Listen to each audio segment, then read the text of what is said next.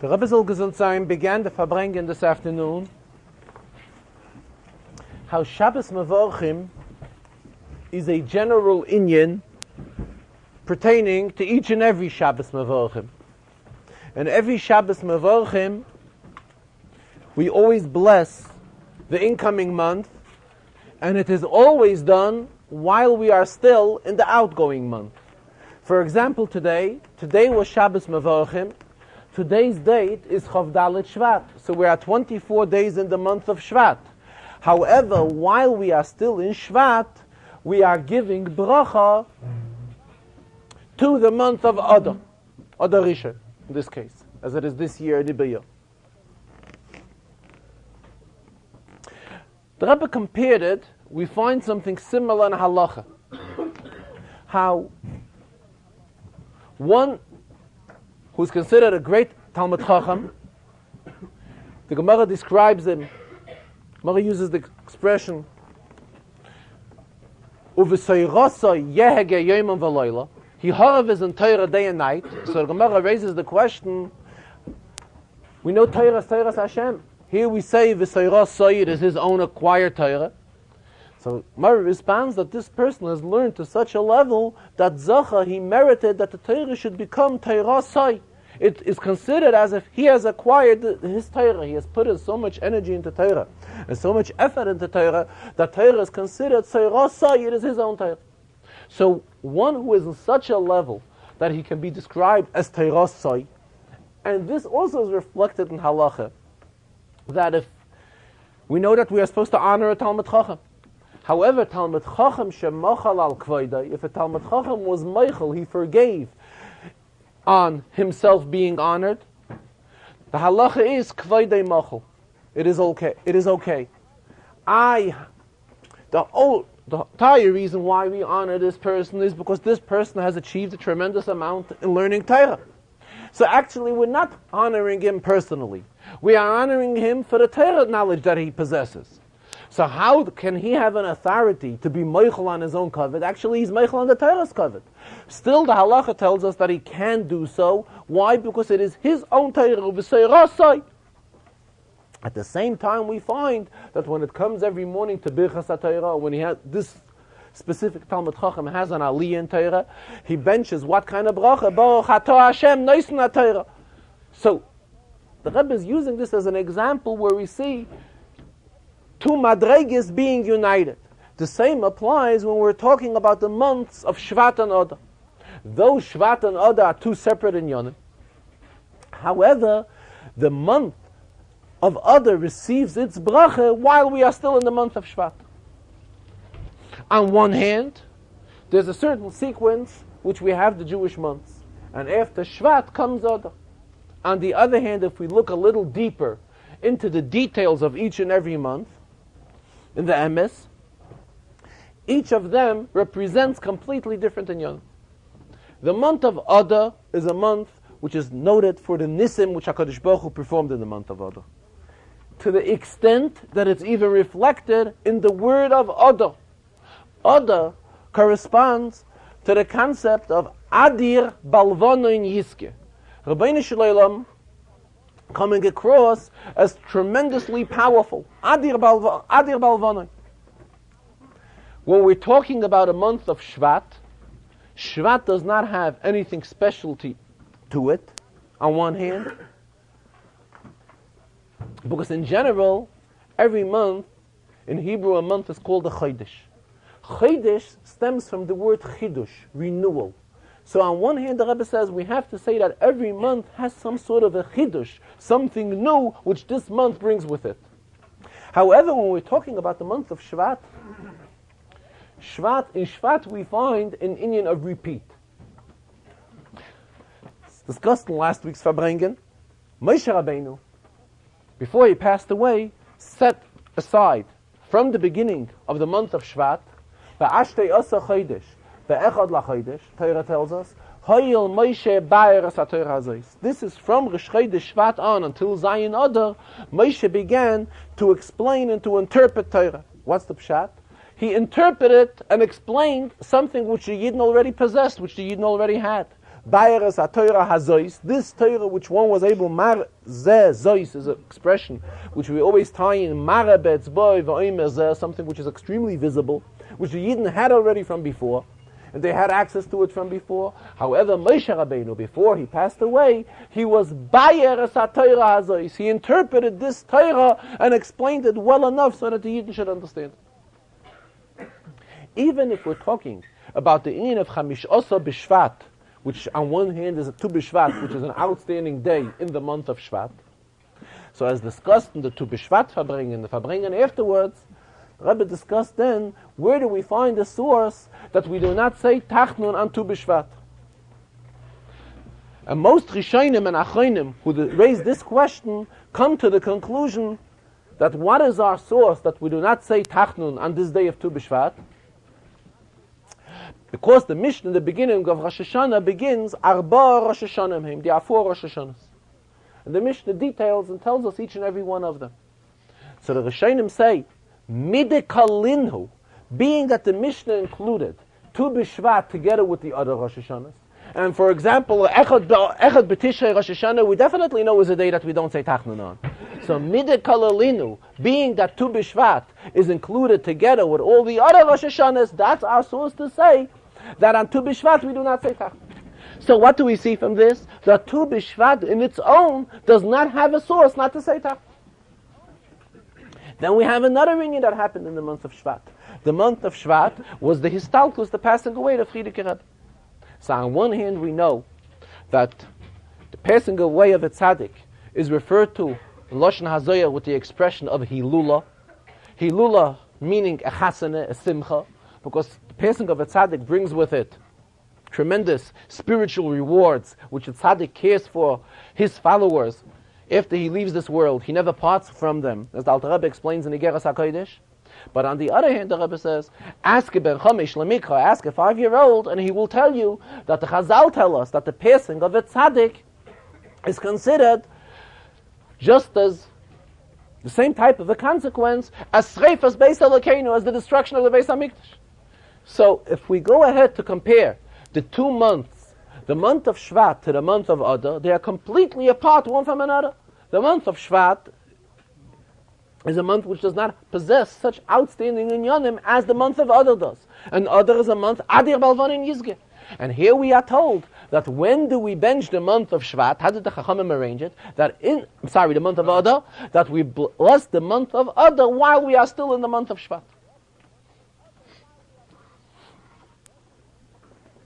And the Rebbe went on to explain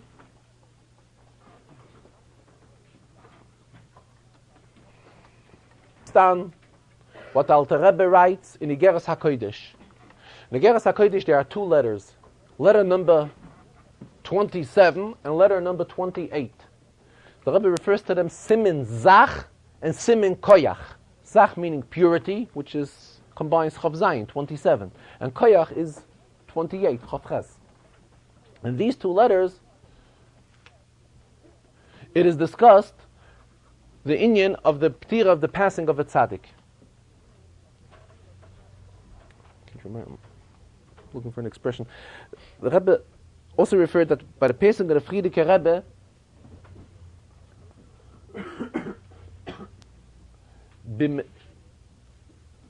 also used an expression, if somebody remembers, please help me out. He also referred to an expression where by the passing of a tzaddik is an inyan of Adir B'Amorim as well, corresponding to the same idea of Adar. But based on what Chassidus explains, that Adarabe, where there is real Choshech, what's the pshat? Actually, we just portrayed that the inyan of the month of Shvat reflects no inyan of Oyer whatsoever. It reflects an inyan of Choshech, with all these inyanim happening in the month of Shvat, especially in comparison to Adar. So Chassidus explains on the contrary, what's the pshat of all this Choshech? Dafke mitzad that in this month there are such great inyanim that we cannot grasp them and understand them in any other way. And that is why it is given in a total Yosh, explain Chassidus a lot, based on a pasuk, Yoshes Choshech Sisroi. that dafke from the hiding of the Rebishter, from the Chayshech, that is where we can reveal him very strong. Saint the Rebbe says, dafke because this month of Shvat, apparently we do not see the oyer in the month of Shvat, but that does not mean that there is no oyer in it. On the contrary, there is very, very strong oyer and very, very extreme strong light in Kedusha that is in the month of Shvat to such an extent that it cannot be put in the form of a light because it is much higher than a regular level of oil. And that is why, Adarabbe, from Shvat we can enter into Adar, and Shvat is bekoyach to give bracha into Adar. And particularly when we're talking about Adar, Adar this year is reflecting the inyan of an Ibayah, a leap year. Though we know from the beginning of the year that we have entered an Ibayah, we've entered a leap year. However, from the beginning of the year, from Rosh Hashanah on, it wasn't felt. All we knew that this is an Ibayah. When do we really begin feeling that it is an Ibayah? It is as we are going into Chodesh Adar. Now that we're entering the month of Adar, Adar Rishon, so we know and we all feel that we're coming across a year that has an Ibayah. And particularly this year, the Ibayah, more than in other years, as the Rebbe discussed in the Tishrei Dike Farbrengens, that an Ibayah in Jewish calendar can be composed of either 383 days, 384, or 385. 385 days for a yearly calendar in a leap year is the most amount of days which a year can have according to a Jewish calendar.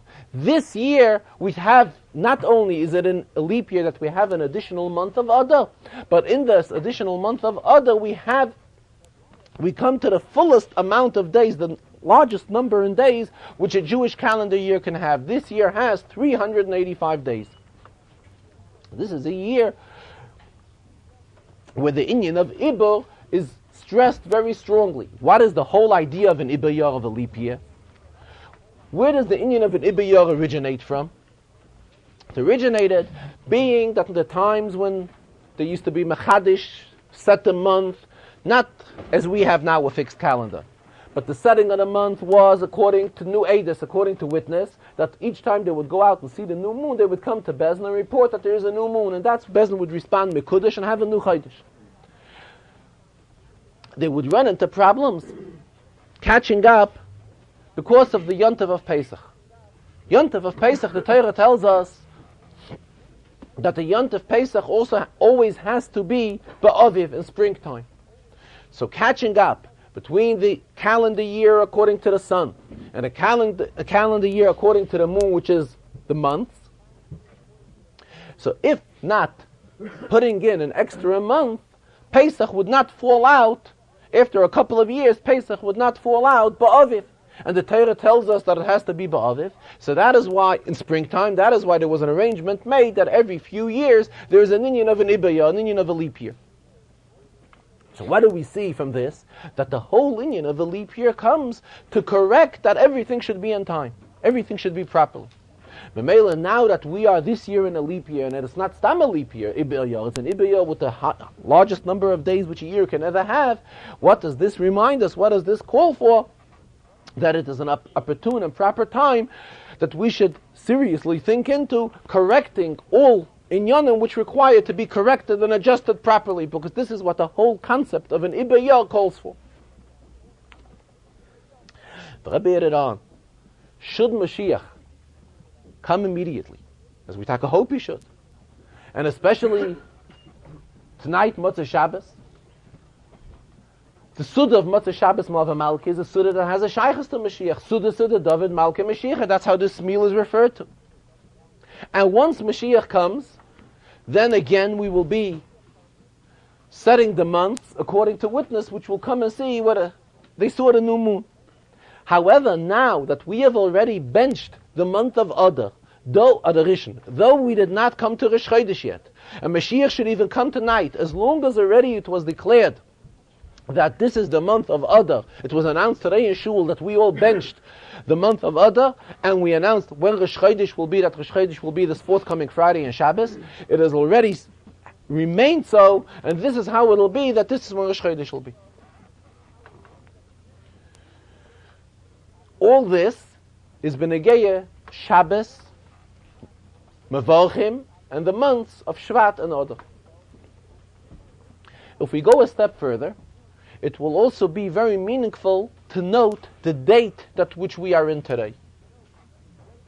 And here, as an introduction, Rebbe said that today, to find out if any special inyanim took place on any given date, it is really not a hard job.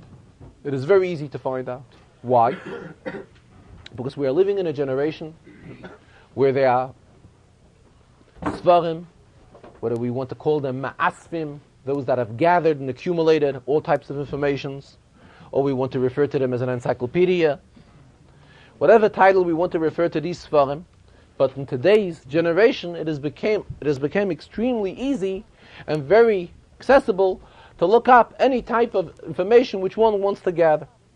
Normally, if one would want to look up halachas that have a shaychus to a certain inyan, he has to know where in Shulchan Aruch these inyanim are discussed. If he's familiar and well versed where it is discussed in Shulchan Aruch, then he will know where to turn to and find the source. For one who is not as fortunate and not as familiar, this one will have a problem finding the source. However, today that all of these encyclopedia type of svarim are available, for the one who may have difficulty finding the sources for various inyanim, it is extremely easy today.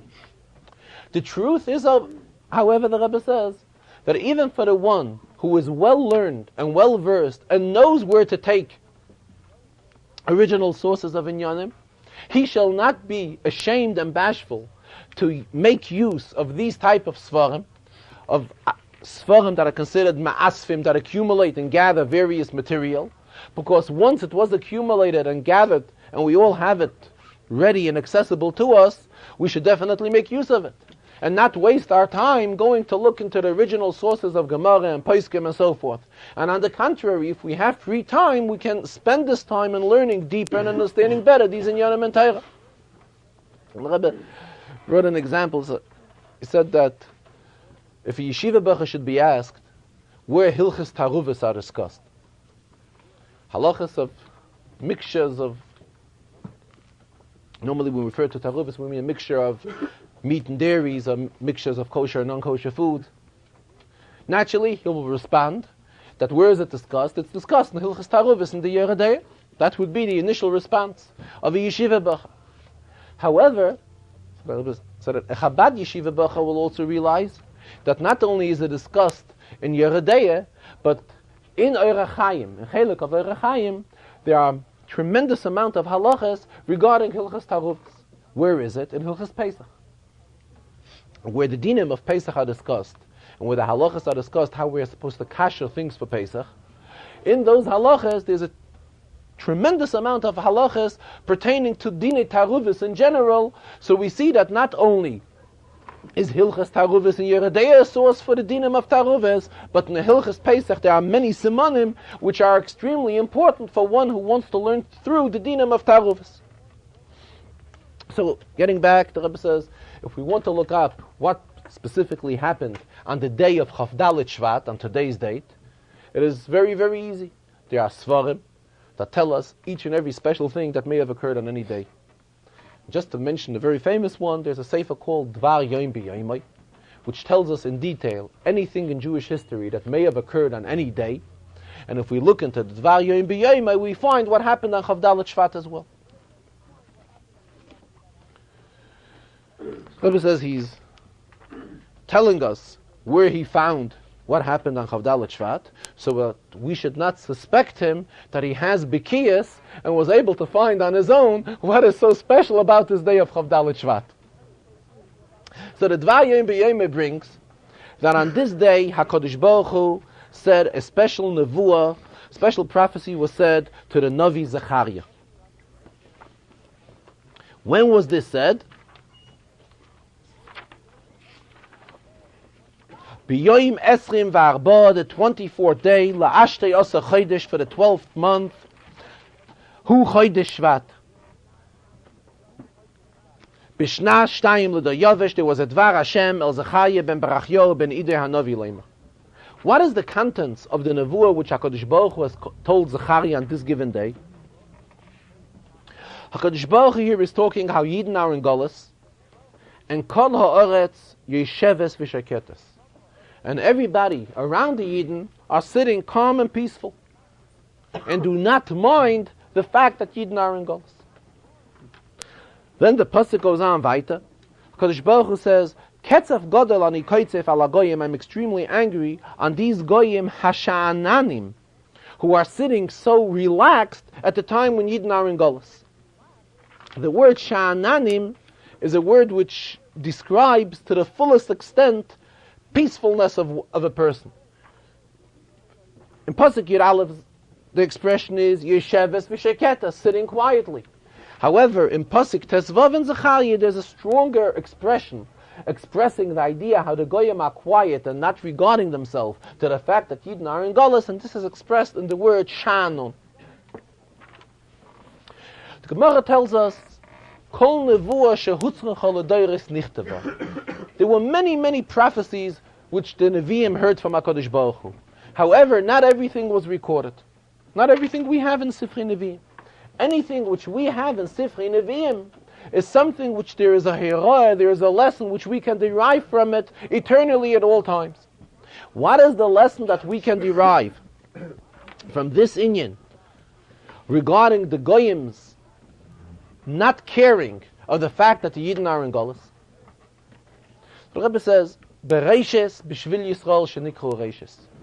Bereishes bara l'kem HaKadosh Baruch Hu created the world, but really what was the whole kavanah of the Rebbe of HaKadosh Baruch Hu creating the world? It's only Yidden. HaKadosh Baruch Hu has done everything because of Yidden.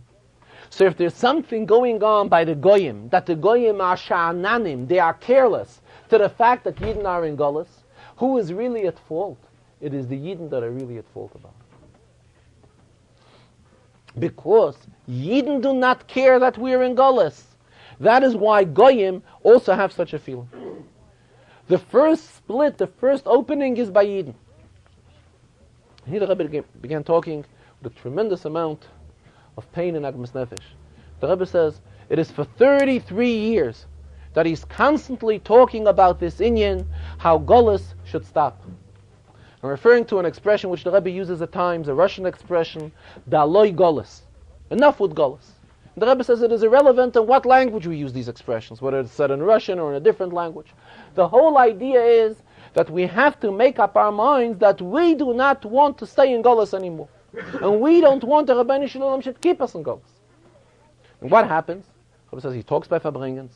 It is listened to. People walk away after the Farbrengen and review what he said, put into writing what he said, and even review it and repeat it with a geschmack. But as far as having an effect on the listeners, it has no effect whatsoever. And we are not bothered and hurt by the fact that we are in Golus. Rabbi referred to Tikkun Chatzois. Tikkun Chatzois is a tefillah. Rabbi says there are not many people today that say Tikkun Chatzois. But for those that do say it, there's the Tikkun Chatzois which the Alter Rebbe put into the Siddur and the Nusach HaTfilah of the Alter Rebbe, and the quotations of Tilim that are quoted in Tikkun Chatzois are all such type of quotations which express how we should feel bad about Golus.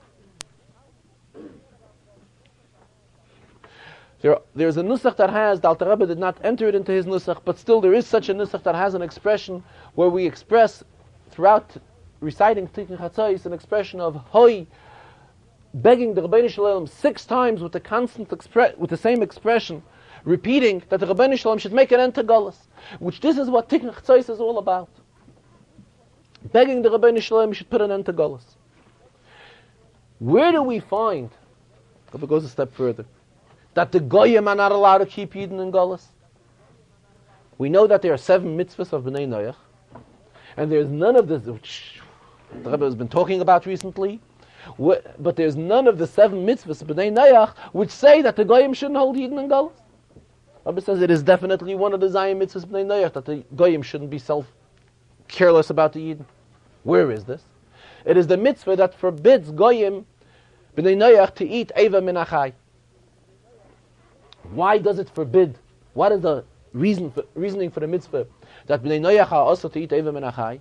Because eating an Eva min Achai reflects Achzorius. reflects Chazarah, an inyan of evil feeling, evil attitude. One that has a feeling of kindness within him, one that possesses a feeling of chesed, will definitely not be able to go over and take an Avim and Achai and eat. So Memela, we see that the Torah definitely wants that Goyim should act in accordance with chesed. And for Goyim to act in accordance with chesed, they definitely have to have a sensitivity to Yidden, and B'shas Yidden are in Golus. And when we're talking to Yidden sicher have to care about the fact that we are in Golus. And we have to be hurt by the fact that we are in Golus.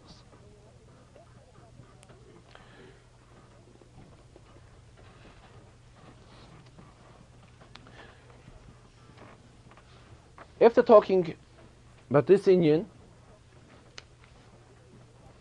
which is today's day, Chav Dalet Shvat, and it's an appropriate day to talk about this, and to alert Yidden to realize that we have to become caring for the fact that we are in Golus. Rebbe went into another inyan, which Rebbe also has spoken about numerous occasions. The Rebbe wants that the yeshivas, the Lubavitcher yeshivas, throughout the world, as well as the Koilalim and other institutions, should publish periodically Kaiftzeit Chidushay Torah. Kaiftzim whereby the Bacharim or the Yingalite have an opportunity to write an inyan and learning. The Rebbe spoke about it very warm today again and expressed that besides the inyan in itself, which is extremely chashev, because the one who writes an inyan in Torah is definitely spending time preparing the inyan and writing the inyan. So in the meantime, what is he involved in? He's involved in an inyan in Torah. However, going a step further, the Rebbe says, for those that have doubts in their minds, and those that want to compare, how is the learning in our yeshivas, and how is the learning in the other yeshivas, yeshivas that don't have a shaychus to Chabad, here it is extremely easy to prove by taking out these Kaiftzei Torah and showing the tremendous success in learning which the Talmidim and Taimchet Mimim and the Lubavitcher yeshivas gain in their learning and dedication to Torah and their knowledge of Torah and understanding of Torah, and all this is proven through the Inyanim and Torah which the Bacham and Yingalite write. Weiter in the Farbrengen, as usual, the Rebbe went to a Rashi in this week's Sedre, in Pashas Mishpatim, and also completed the Rashi in last week's Sedre. Last week, let us go to last week's first, then we will go to this week. Last week, the Rebbe learned the Rashi right after Shvi in Parshas Yisroi, which is a description of Matan Torah. Everybody saw the sounds and the smokes. So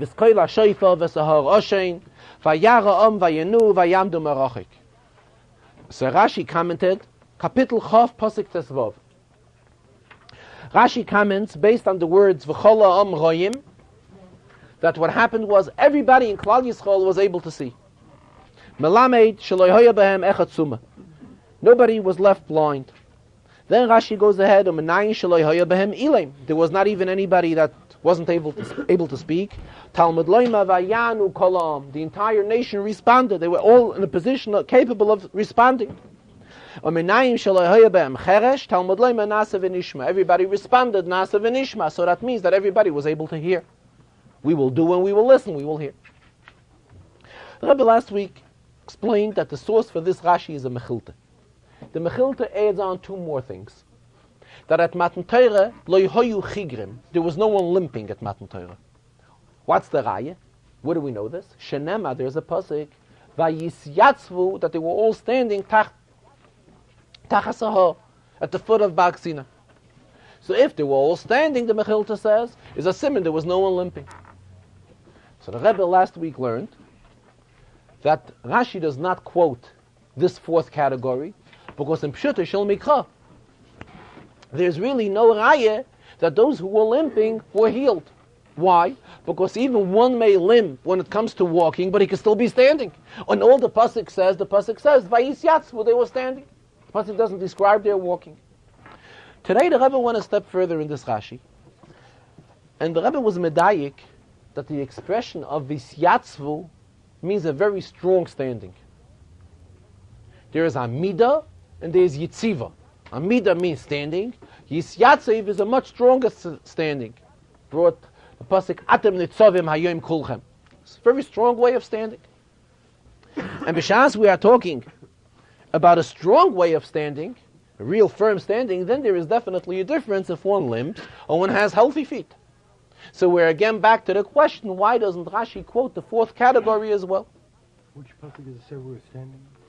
It's a pasuk in Parshas Yisro, that Vayisyatzvu, Kapitel Yutes, pasuk Yud Zayin. Vayisyatzvu betachtis ahor. Rebbe said, however, this is no question. Why? Because Torah tells us, we know that HaKadosh Baruch Hu was kafa aleim har kigigis. HaKadosh Baruch Hu raised Har Sinai and told the Yidden, if they are willing to accept the Torah, fine. Otherwise, they will all be put under the mountain. So they were all faced in a position of standing under a mountain. When they're all faced in such type of a position, they are really not standing in a special strong manner. So again, this Vayisyatzvu here does not reflect a very strong type of standing. It reflects a standing which can be equal by the one who has healthy feet and by the one who is limping on his feet. Then the Rebbe went a little more in detail and is explaining that what Rashi is trying to tell us here, the greatness of the ness of those who were cured by Matan Torah. All these three categories which Rashi talks about, that there was no one blind, everybody was able to speak and everybody was able to hear, all these inyanim did not transpire exactly by Matan Torah. Vayisyatzvu tachtis ahor is an inyan that took place at Matan Torah. As well as the fifth category which the Mechilta talks about, and Rashi does not quote. Ata harei solodas, shaloi hoya behem tipshim, meaning that everybody there were no fools as of Matan Torah. Ata harei solodas, the Rebbe gave wisdom into everyone. This is something which transpired by Matan Torah. If we will look carefully, the inyan of the Chala Am Royem Esakoilis Vesalapidim Veskoila Shaifer, this is something that happened before Matan Torah. The Yidden weren't even at Har Sinai yet. The Yidden was still a Machne Yisrael, and from the Machne they saw that at Har Sinai there was a tremendous Koilos Lapidim and a Koila Shaifa and a Harash, and they saw tremendous smoke and other inyanim coming from Har Sinai. Vayara Vayanu Vayam Marachek, the Yidden were at a distance. This is something which didn't take place at Matan Torah, it took place before Matan Torah. The other two inyanim, Vayanu Kolam, which Rashi quotes, which is a raya that everybody was able to speak, because everybody responded, and also the saying of Nasa v'Nishma. When did the Yidden say Nasa v'Nishma? Nasa v'Nishma was said a day before. Matan Torah was given on the 6th day of Sivan. When did Nasa v'Nishma happen? When was the Vayanu Kolam that everybody responded? This is something that happened a day before. So here Rashi stresses the greatness of this inyan, that the curing of these three categories of illnesses took place not only at Matan Torah, this took place prior to Matan Torah, prior even a day before Matan Torah. And so what comes out from this? From here we see that even a day before Matan Torah, when everybody had to respond Nasa v'Nishma, all of the Yidden were present. By Matan Torah, we know everybody was present. It was a day before Matan Torah, it was still amidst of the preparations to Matan Torah. Some Yidden were around and some weren't around. What type of a requirement was it for everybody to come and show in these days of preparation to Matan Torah? So here we see that even in those days, Yidden was so alert and so eager to Kabbalah HaTorah that Vayanu Kolam, everybody responded to Moshe. Everybody said Nasa v'Nishma. How everybody? It wasn't the day of Matan Torah. It wasn't the morning that they were all supposed to show to receive the Torah from the Rebbeinu Shlomo. It was a day before. Because even a day before, they were also there and all responding eagerly to accept the Torah upon them. And that is when the Rebbe made these nisim and cured all these three categories of illnesses. Now let us go to this week's Sedler. I think it's in today's Parsha, the beginning of Shvi, Pasuk tells us, Loisiye mishakelo va'akora ba'artzecha es misper yomecha amalei. We'll get back in a minute, okay? No. Let us look into Rashi. Loisiye mishakelo im taser etzoini. If you will do my will, the Rebbe says, there will not be a mishakelo. What's the meaning of mishakelo? Rashi goes on, mapeles nefolim. A miscarriage, or kaveres es banel, one chas v'shalom that has to bury her children, kuya mishakelo. So the Torah tells us, the Rebbe benches Yidden, that there will not be a mishakelo v'akora b'artzech. What does Rashi comment on the words of Loisiya mishakelo? Rashi comments, im taser etzoini. If you Yidden will do my will, fulfill the will of the Rebbeinu Shalom, then the Rebbeinu Shalom will fulfill this blessing of Loisiya mishakelo v'akora b'artzech. If we look into the pasuk before Shvi, pasuk Chaf Hei, the pasuk says, "V'avaretem es Hashem Elokechem." You will serve the Rebishter. The Rebishter will respond with a blessing. Ubeirach, the Rebishter will bench es lachmecha v'esmeimecha. He will bless your bread and your waters. V'asiroisi machla mikirbecha. And the Rebishter will take away any type of illness from amongst us. Pasuk, end of a pasuk. Then we come to a new pasuk. Loisiye mishakela v'akora b'artzech. In pasuk Chaf Hei, which we just finished learning, there's uveirach. The Rebishter uveirach. Above is always a continuation. The Rebishter will bench as lachmecha ve'esmeimecha and your waters, and the pasuk continues with another vav. Ve'hasiroisi machla mikirbecha. The Rebishter says he will take away all illness, all sickness. Begins a new pasuk. Loisiye mishakela v'akora b'artzech. Obviously, this pasuk should have came along with a vav, also with a bracha. That another bracha. What else would the Rebishter do? Ve'loisiye mishakela v'akora b'artzech. Pasuk starts a new inyan. Loisiye mishakela. Therefore, Rashi teaches us that this Loisiye mishakela also comes. When will the Rebishter do this? Taser etzoini, if you will do my will. The Rebbe says in Rashi everything is extremely accurate. Why does Rashi express himself in taser etzoini? Rashi should have stuck to the lashon of the pasuk which we just had on pasuk Chaf Hei. Im tavdu es Hashem. Actually, it's the same meaning. If you will din the Eibishter. So we just had this type of an expression of pasuk ago. So Rashi disregards this expression, and Rashi comes on to a new type of an expression. Im taser etzoini. Rashi could have used the lashon pasuk, the lashon pasuk of pasuk Chaf Hei. Also, what is this diuk? Loisiye mishakelo v'akora, where be'artzecha, in your land. Then the pasuk goes on as misper yomecha amalei. This is a bracha which the Rebbe is giving. We're in Eretz Yisrael. In Eretz Yisrael, and not in any other country, obviously. Not in Bavel, not in Mitzrayim, not in France. The Rebbe mentioned France because this is where Rashi is learning with the children. That's where Rashi made his pirush. In the middle of the pasuk, Loisiye mishakelo v'akora be'artzecha. The Ba'artzecha obviously should have came at the end of the pasuk. Loisiye mishakelo v'akora. Another bracha is misper yomecha amalei Ba'artzecha. Or the pasuk should have began with a Ba'artzecha, Loisiye mishakelo v'akora, and this misper yomecha amalei. So the pasuk puts in the middle this bracha of Loisiye mishakelo v'akora. This is pertaining only to Artzecha, and everything else is a separate in. Rabbi learns pshat. Actually, look into the sequence of the psukim here. Pasuk Chav Daled talks about another inyan. Pasuk Chaf Hei comes to a hemshech to Chav Daled. What does Chav Daled talk about? Forbidding avodah zarah. Lo yishtacheh v'lo v'lo yisa'avdein v'lo yisaseh k'ma'aseyim ki haris taharse. You shall not worship avodah zarah, but v'avaretem es Hashem Elokech. So actually, these psukim come as a hemshech of Daled and Chaf Hei.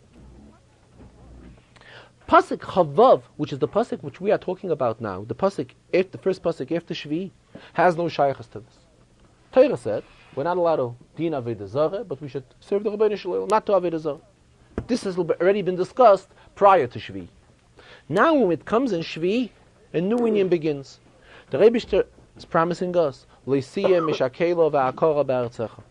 This comes as a continuation. This tracks back to Psukim right after Shishi. Right after Shishi we learned, Hine anoichi shaleach malach lefanecha, the Rebbe says, I'm going to protect you and take you into Eretz Yisrael.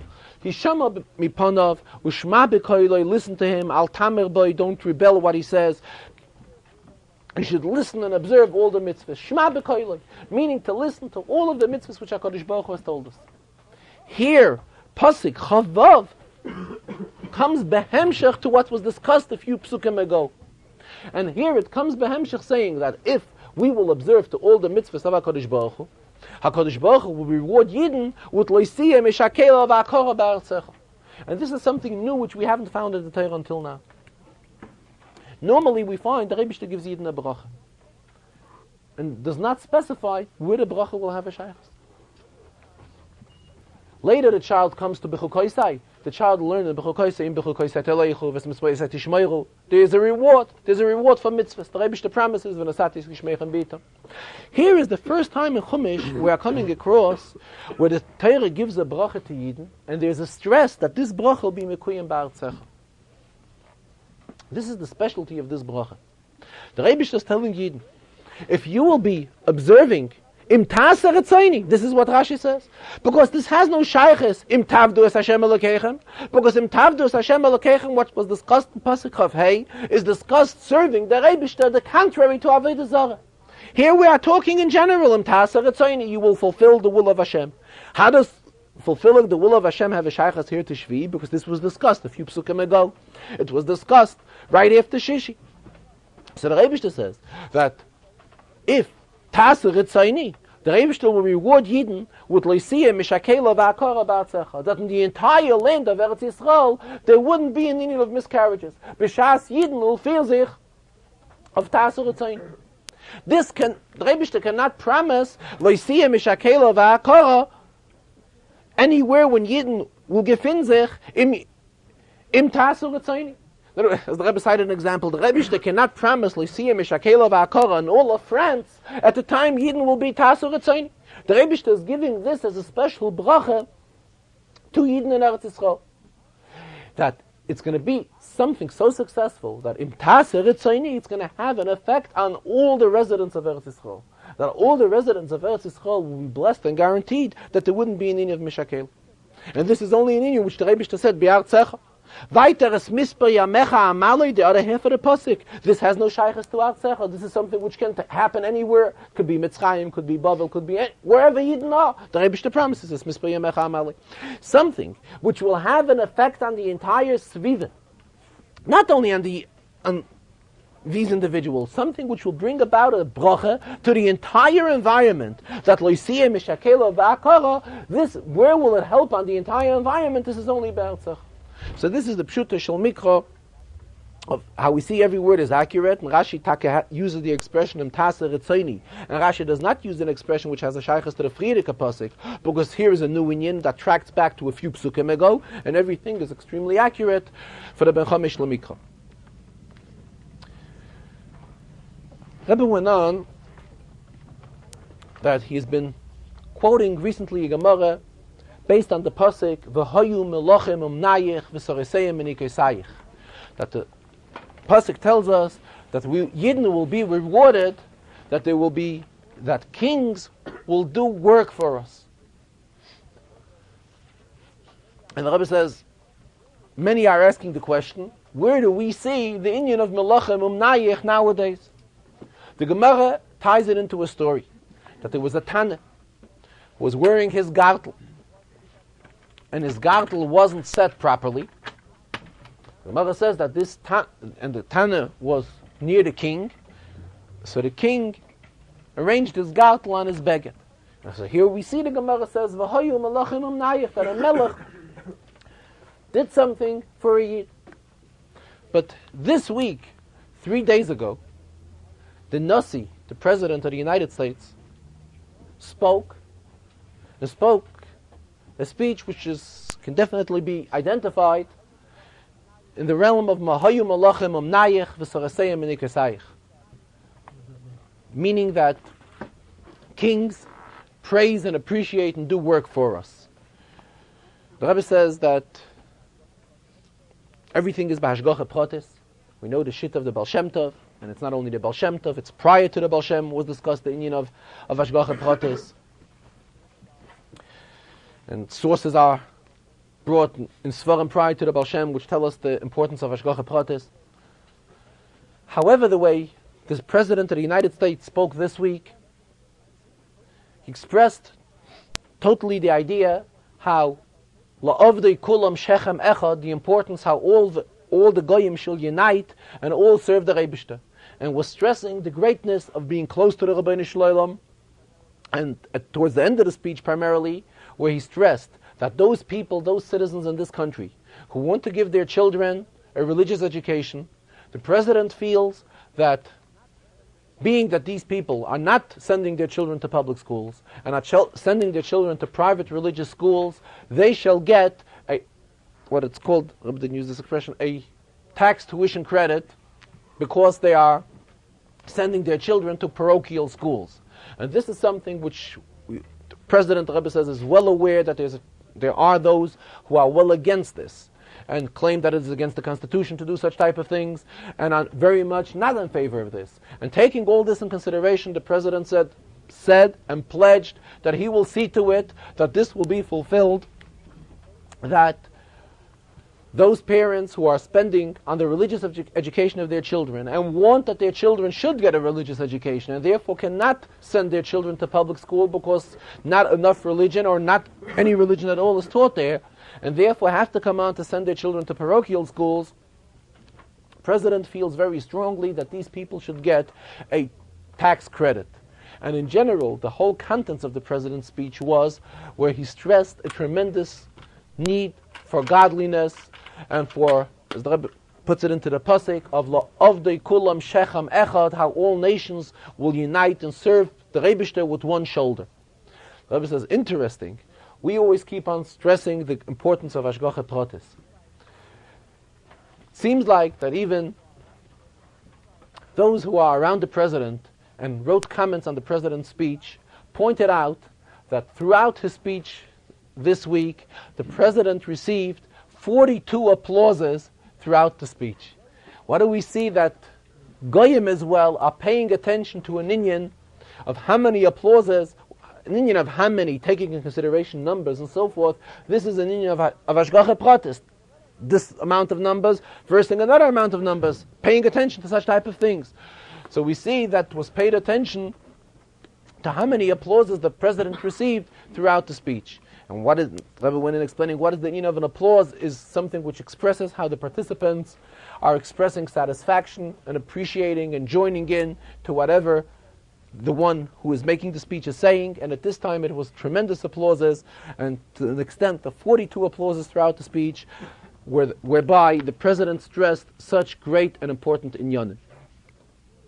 And Rebbe concluded, the Rebbe alerted again that it is our extreme responsibility to see to it, to reach out to all Yidden where we can, to see to it, to influence Yidden with all the inyanim of Miftzayim and all the inyanim of Yiddishkeit and mitzvahs, and not only to Yidden, but for those that have an opportunity to have an influence on Bnei Noach, on Goyim, to see to it that they shall fulfill the Zayim mitzvahs of Bnei Noach, which they are obligated to fulfill. This week also marks an anniversary week for a certain number of years where Tanya is being learned over the radio.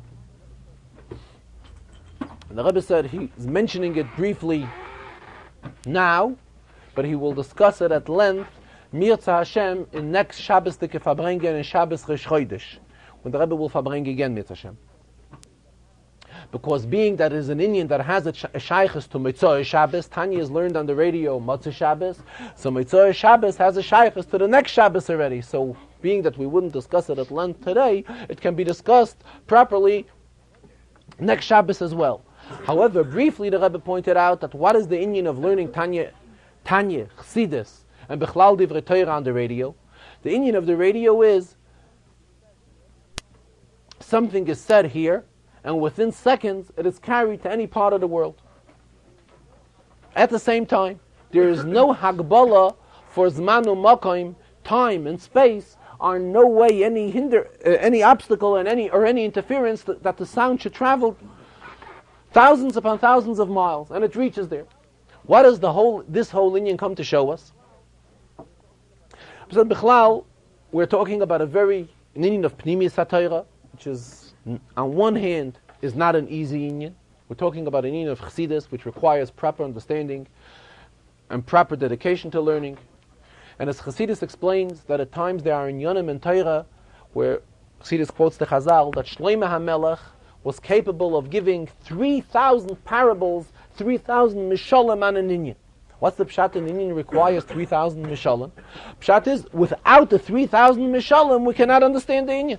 Otherwise, there wouldn't be no need for Shlomo to give such a large number of mishalim on this specific inyan. He could do it less. He could do it less and less. If we have to come on to 3,000 mishalim, it means that otherwise we cannot understand the inyan. On the other hand, there's a concept of dailach kime beremiza. It's an expression in Aramaic, which means we're talking about chakima, and yonim of chochmah, and it is sufficient for a yonim of chochmah only to be meramis with a little hint, with a little remes, and the rest like will speak for itself. So it's two contrary inyanim which we find when we're talking about understanding in depth inyanim. On one hand, an in-depth inyan requires a real detailed interpretation, and on the other hand, we find the concept of dailach kime beremiza, that it is enough to make a remes which is far, far from an length interpretation. However, as mentioned in detail, the Rebbe will get into it, Mitzvah Shem, next week. But what we can derive from this whole inyan of radio, learning Torah over the radio, because all these inyanim were created so that we should be able to utilize it for the inyan of learning Torah, Hafatzas HaTorah and Hafatzas HaYadus, is the concept that Torah and Yiddishkeit are inyanim that Zman and Makom have no limitation. In other words, when it comes to inyanim of Torah and mitzvahs, time and space are no limitations or no boundaries. Torah and mitzvahs are far, far above any type of limitation, any type of boundaries, and this is as well reflected in the Gashmistic inyan of radio, how Torah travels within seconds from one end of the world to the other, because this shows us the hirah which we can take from it, that Torah and mitzvahs stay above all inyanim of hagbalas, all limitations of Zman u'Makom.